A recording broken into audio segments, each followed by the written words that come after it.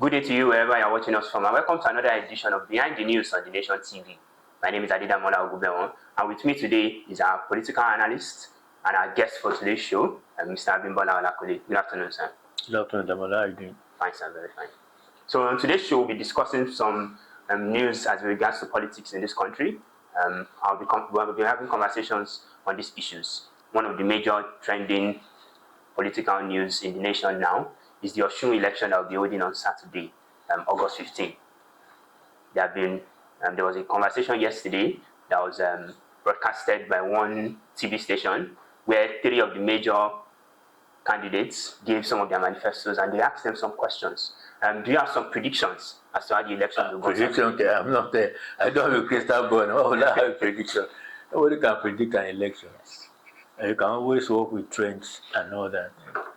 But you see, unfortunately, you don't even know what A, B, or C, or Z will do.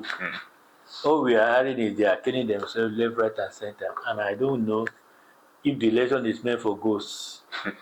And whoever will come after the thing will rule in the burial ground. It's so unfortunate and tragic. Ekiti, the other day held their election. Nobody was molested. Politicians were still politicians. Even after the other people have been utterly flogged, the other kind, one of them was struggling to help for court. Fortunately, he didn't, because that would have been okay. But that was a straight election. That was, a shellacking, electoral shellacking, and the popular candidate won. And he threatened to go to court. But like I said, but Osun is a diametric opposite, and very unfortunate.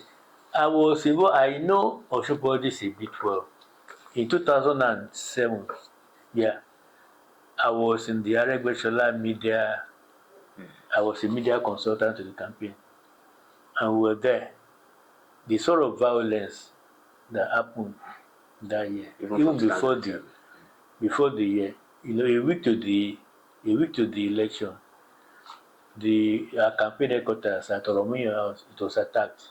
Now, that headquarters, it used to host a lot of people. There was this media campaign where they were showing sports, movies, campaign news, and all that. The movies and sports and all that were just a sort of magnet to attract people to the place. So if you came around the place from 6:37, it was well lit up, and until around 12, people would be there, swilling, enjoying themselves and all that. So a week to the election, incidentally around that time, there was this under 17 African Championships, taking place in Togo. Nigeria was doing very well. Actually, Nigeria won that particular champion. So it was always people coming toward so that gave the campaign a sort of another oomph, So that night, a week to the election, as people were enjoying themselves, we just heard this staccato of bullets, and they say. So my instinct, because I was the campaign, I was running the campaign news agency. So I will write my reports, I'll send the newspapers, and people will probably, I wouldn't put any byline, you can put your byline, and they were using this. So when the people came, I just grabbed my laptop, as if I have to protect it against the bullet. People were just telling me that you think your body will protect it. That was a journalist at work. So the violence, the inanity, the banality of the campaign, I don't even know how the voters choose that's it, because there is always a lot of distractions that have nothing to do with the election. Adegbede was supposed to be Itikobo, somebody, though a native of Osun, is Itikobo because he was in Lagos. I was not welcome in his own native state. If there was no inanity, they would dream it up. They would dream it up. So that has always been Osun politics. And I'm not surprised, even though I'm flabbergasted that that trend has remained the same. This year I've been particularly gory I was reading an newspaper today that they killed some 12 people Yes. within 2 24 days. hours, yeah. Within a day, is it 2 days, 24 hours? Yes. And a senator was in the passion of the movement said, if you see a couple people kill them, although he Yes. had eaten his bubble his Yes, vomit to say retracted the that statement, yeah. he was talking metaphorically. It just shows that it's a jungle of a place. Unfortunately, the governor himself does not really does not give you much confidence. I'm not there. I don't know whether it's working or it's not working. I know he has built a lot of some sort of flyovers and all that and all that and all that. But it doesn't start somebody that's very serious, just dancing and all that. And it's been running a very clannish.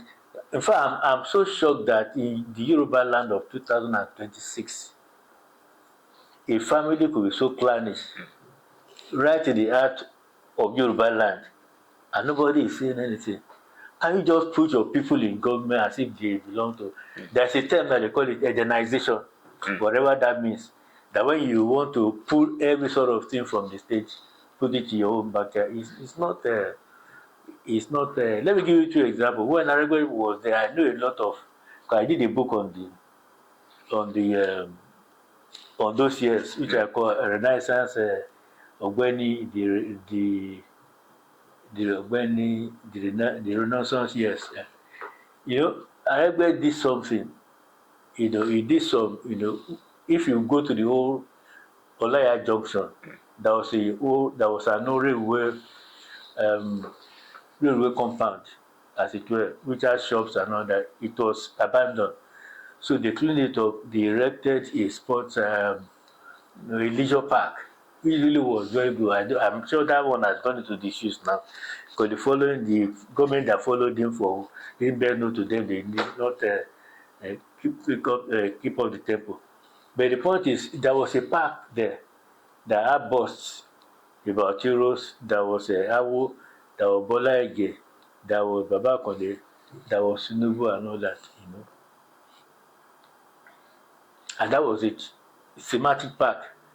Adeleke came and he said we were doing the park. I just branded it as if it's a family thing. That was how the clannishness struck me. How can you? Then there are buses, for instance, Omoluabi buses that were, conveying the students to school Yeah. and all that. Then for whatever the government that came over him got careless over it. The man, he reclaimed the buses, fixed them, and he put him only as if it's a campaign something. That struck me too. But even people in the state, they didn't even see anything wrong with that. I'm just saying that when you are clannish, you give people to suspect your motive. But that's not saying that the man has not done anything. Yes. People say you have built flyovers. People say you have done a lot. From his own statistics, he said your shoe ranking has gone from 37th or so to 7th. I can't remember. Maybe 34th to 7th Yes. in the ranking. I can't remember. I read it today. So people will make up their mind also who to go. But there is some, and especially in media, they say the medium is the message. You ought not to be the message. But when you trust yourself and you kill the thrust of the message, you obliterate everything. That's the image Adeleke people, because he dances all over the place, which is no crime. That's his hobby. But he plays over that as he dances, he works. Maybe he does. But he doesn't. People don't take him that seriously. But again, that is not a sort of out and out negativity, because as people don't particularly like him, like a delirium. Nobody hates him with a passion. So he seems to be on the safe side, and maybe we die. We are well close to whatever do well this. I don't know, but it's so disappointing that we cannot even be discussing issues. We are looking at violence. We are looking at frivolities, and uh, uh, that does not give us any credit. We saw that last week there was an EFCC freezing of Oshu accounts. that trended as well. Before the president also now said he restricted the EFCC from freezing the offshore account. Some have said that maybe it would have bought some sympathy votes for Adeleke if it had retained, and maybe it was a political move from the president to do that. What do you think about that whole situation? So, what was the political move? That restricting the FCC from doing that, it will stop people from being sympathized. Well, you see, there are two schools of thought. Femi Falana, I mean, and that's an opinion on everything, and he's a lawyer. He says that it was within the rights of the EFCC to flag the account because they had credible reasons. Besides, they went to court. It wasn't an arbitrary action. They went to court. They got the court injunction, and they did. The others are saying that, like they say in Yoruba, "Ajekula no mokule no." That on the eve of an election, you are freezing the state government. Who does not know that that's a political something? That's a very populist opinion that will be very popular with people, will resonate with people and all that. So I think the president did well, by the way, to freeze it. Although people are saying that, the same people say that the president ought to have gone through a third party. By so doing, it will not be an atlas badging it to crush the process. It will be the due process correcting itself without remove himself from the. So that would be. But then again, that is the solemnity of law, I'll call it. But somebody has to take an action fast because it was very contentious something. So I don't know. I was divided. I felt that the president could have done a little bit of maybe did what Falana said. But another part of me said that somebody had to act. And remember, the president acted with an apology. I said normally he doesn't interfere with all this. He lets them to do their work, which is true. I've never heard him since he took over 3 years ago that he had ordered EFC to do this, not to do that. But that was an emergency. And just as well, it came in because people were about to be dipping into it, sinking their teeth into it, and be, throwing out a lot of conspiracy theories endlessly. And when he just said, look, you cannot do that, please, everything just stop. So it was unfortunate. I don't think the EFCC should have done that, even if they had the right. That's what they call good timing. The timing, the answer might be right, but the timing was the perception of the timing was very wrong. And I'm sure the president did well by correcting that. Whether it will affect the election, I don't know. You see, there are too many distractions in leadership politics, and that was just another one. So it may well be minimal, but I don't know. Let's see. We'll see what happens. All right, sir. So we would await the result of the Osun State election that will be holding on Saturday. We also hope that there will be less killings and violence in the state. And, there have also been reports that police have been stationed at Osun State. So hopefully the security agencies. Again, when you visualize or make the thing a security issue, election is supposed to be a free choice. When I was in the university, the master class, we did in the editorial writing, then we were just learning. And I wrote an editorial in which I argued that even if an election looks like it's peaceful, seemingly free and fair, and yet you have cause that somebody had not been, is so militarized that people have not come out. You could argue that appearance of fairness, and being free is a facade. To the extent that people who ought to have come out did not come out. So I made the argument, I don't know whether the electoral body, something, I remember it because it was the first editorial right in the class. So why did I say that the security is too heavy? It's too heavy. And you cannot blame INEC, neither can you blame the overall government because it's either you make it heavy and save lives, or withdraw and you have a lot of bloodbath. It's very unfortunate. Election is freedom of choice. Nobody should be machete, guns and all that. They are just uncalled for. Unfortunately, also elections are notorious, but I think the state had better sit down and now the a new thinking on the matter. It's just scandalous. Yeah, find future solutions to Yeah. issues like this. Yeah. Speaking on the issue of elections and democracy, there was a conference held yesterday by Goodluck Jonathan, the former president Olusegun Obasanjo, and Peter Obi also spoke at the conference, speaking about democracy. Obasanjo especially spoke about how democracy in Africa does not have anything about Africa in it. There's no African context. There's no African content in democracy.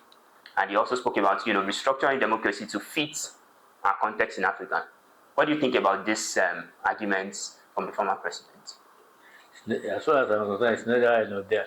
Let's analyze Obasanjo's claim. Say it has no content. So the people he himself was president. He was from Mars. He was from Sweden. It's not African. It's not Nigeria. So that's the content. But you saying that the people who are in there, they are not part of the content?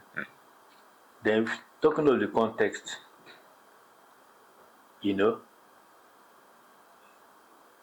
talking of the context, can you really get something 100% in terms of?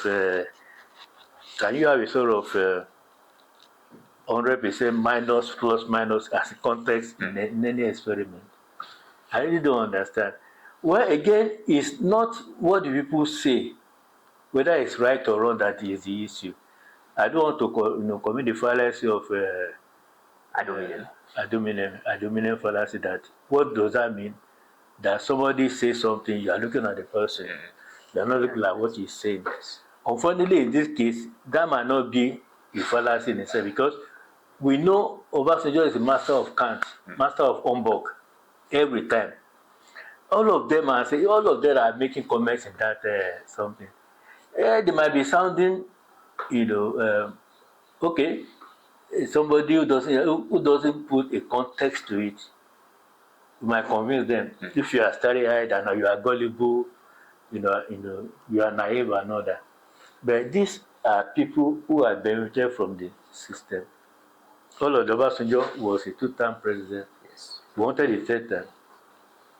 And when he wouldn't find his way, he declared the election do or die in 2007. People don't have a social memory. People have forgotten.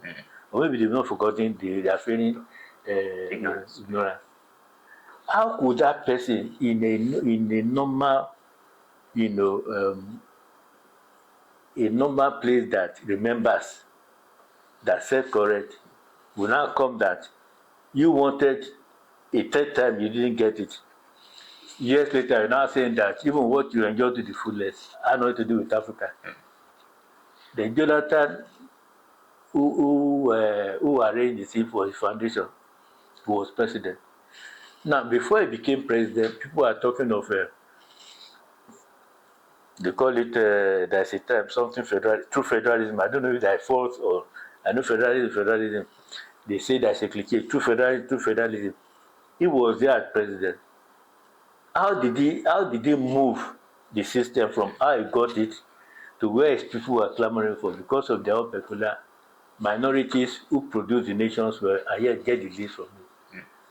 He got carried away by the whatever the laws in his office. Obi, Obi is notorious for always looking for there is this in Chichidodo. The bird in Chichidodo. He presents not to like, not he pretends to hate fishes, but then that's what he eats and all that.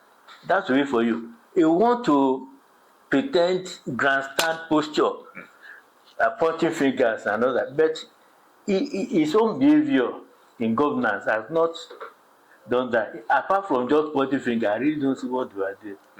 Yeah, and in terms of looking at dissecting systems and all that, maybe, but if you look at the context of what they are saying, I don't think they are making any dent on anybody. I'm fairly so because there's a limit to pretense, and every deceit has an expiry date. And as far as I'm concerned, that was just it. Well, they said their bit, but personally, me, I'm not moved by all the grandstanding because you develop. Somebody was even saying that they should go back to 1960s, where they are parliamentary something. Yeah, we were not around then. Yes, I wasn't. I was just making my first gingerly step to the world. But from what we read in history, this same politician, crashed. If it was so fantastic, why did the military take over in January 15, 2000? If the so-called parliamentary system is just the best that has happened after the creation of, after the invention of jollof rice, yeah. if they are so fantastic, why did the thing crash? So people should not point at the past when they were being worsted in the clinical thinking. You think out of a problem. Look, this thing is evolving. I'll tell you, the election after 1999, the 2003 election was a farce. The 2007 was a heist. It was armed robbery, because I was involved. I was in Ocean. I saw how they kill people, how they. But from 2011, because of the election reforms under Jonathan, the thing was getting better. By 2015, they eliminated all these jumbo votes because of this technology. So the thing is improving. You can say maybe the political, era still take too much from the system. Maybe begin and say, if execution is expensive, why don't you try ignorance? We were in the military rule. We saw the sort of the cabal with guns, what they did, and how the useless the nations were. You have a body now, so we will, gradually we'll be choosing out these things so that it becomes more and more relatable and perfect. That's the way to go. But say that you want to put Africa, it's not African, it's not. Maybe there are Eskimo people who come and play politics in Nigeria. I don't know. Thank you very much, sir. I think from what you said, as it relates to the Austrian election and even this whole talk about democracy, it is our hope that as elections continue in Nigeria and as the democracy grows, we'll fine-tune some of the things that have happened in the past, and we'll get better in voting and making sure that people have the right to vote and they have the free choice or whoever it is that they want. Thank you for listening to our show today. We'll come back to you next week, even as we'll talk about more political issues, and we hope that you'll listen. Thank you. Bye-bye.